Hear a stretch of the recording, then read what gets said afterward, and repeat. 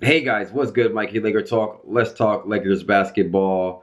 Crazy game by the Lakers. Barely squeak over the Atlanta Hawks.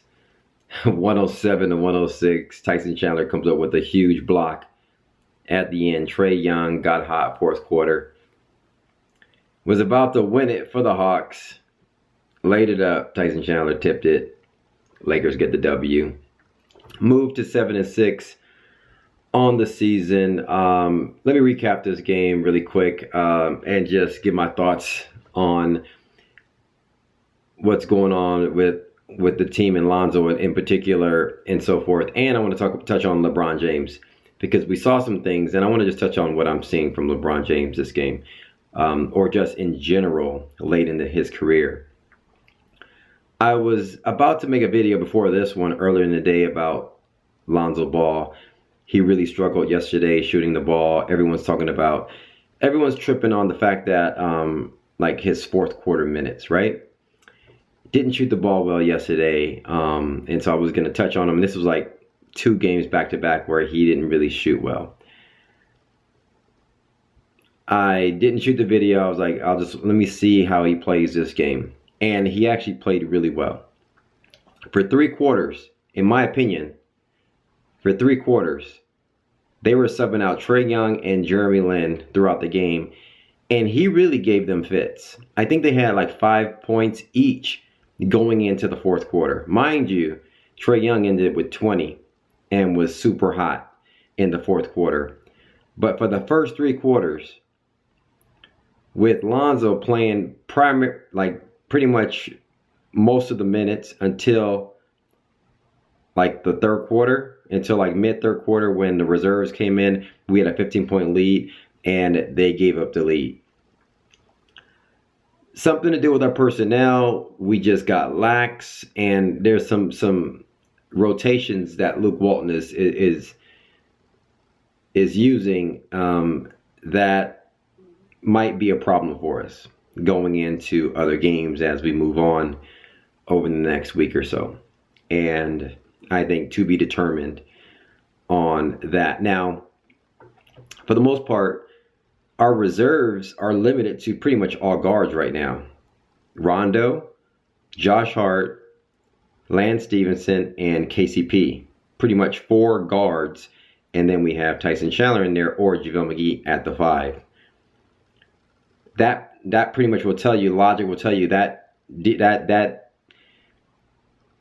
lineup will get out rebounded and so forth. Now, I will say this, over the last couple of games, it's been going okay. That lineup is pretty fast, and we're playing against these 2 teams that weren't really that, I don't know, can take advantage of the size differential. But as we see in this game, that reserve team gave up the lead. Gave up a 15-point lead. I think it got down to like a tie game at that point before it was like 2 minutes into the fourth quarter when he brought back the starters and Lonzo played for a little bit. But at that point, I think we were out of it because we were still playing weak defense, even with our starters coming back in. Lonzo wasn't playing.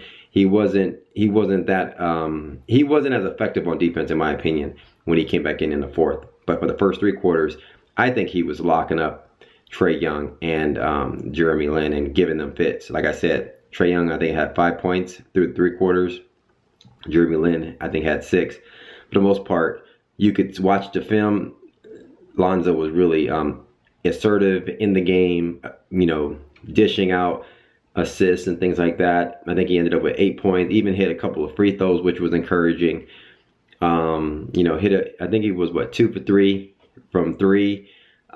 Played a solid game overall, plus 14, 11 assists, 8 points. I mean, he did good. Fourth quarter, they put him in, whatever. Then Luke pulls him out with like 8 minutes left in the fourth. Everyone's going like, why is it? I didn't get it. It could be the ankle. I don't know. It could be that he saw, kind of Lonzo laboring after a long stretch sitting on the bench, putting him back in, so forth. I don't know. That being said, the game was going back and forth, and we were down by 4, and we were standing around. We had to rely on LeBron James to kind of make some moves and do something and get a shot off. And what I'm seeing from LeBron James, this is what I want to touch on. This has nothing to do with LeBron James, like, not playing well. Dude's playing good, great. Like, he had, yesterday again, the Kings, he put up, 26, 7 rebounds, whatever, playing great. What I noticed about LeBron James, he can't actually blow by guys anymore. It's crazy. It has come to that. And I think it's smart for him not to try to blow by guys anymore this late in his career. And one thing that comes to mind when I was like watching, I was like on Twitter the other day, and you saw Des Bryant blow an Achilles, right? If LeBron James tried to, with his physical stature, with his power that he can push off with, if he tried to play hard all day, like he would get hurt one of these games, to be honest with you. It could be an Achilles, it could be something, what have you. The fact that the dude kind of like lays off and is not blowing by guys, he paces himself, he doesn't try that, but he can still put up 26. I'm with it. I understand it. That's the LeBron we got right now. He's 34, but he's going to be 34 soon. But in basketball years, the dude is like 150, 16th season or whatever, what have you. I mean, he's been playing since he was 17 in the NBA, and I'm with it. So what I think we have to realize is that LeBron James one-on-one with some guy, as you can see, he couldn't even take that dude Spillman, big fat dude, on the court, and he couldn't even blow by him. But that's what we're gonna have to realize with LeBron James. But I'm okay with it because LeBron James is LeBron. That's if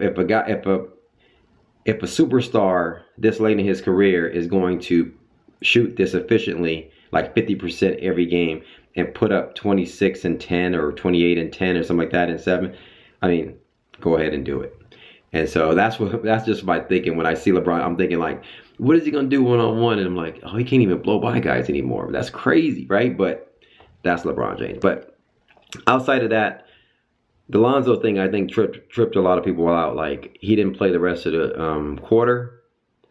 Game was tippy-toeing back and forth. In my opinion, he's one of our better defending guards on the squad. Could be the ankle. Who knows? I don't think a lot of people agree with what Luke Walton has done. But I can't argue whenever we get a win. So we got the win. Let's move on. I'm not even going to go into the fact that we should have beat this team by 20, which we were up. Every time a team that's inferior comes in to a team that's on a roll, they're going to be one of those scary teams. This happens year after year after year after year after year. This is no different. They caught momentum. It's really hard to regain momentum once that happens, and I'm just so happy that we got the win. It counts as a W in the scoreboard, or in the scorecard. On the scoreboard, move to 7-6, and we move on from there. I think we got a couple of days off, and I think we go to Orlando. I'm not sure, but I think we play on the road next game. Anyway, hit me up in the comments below.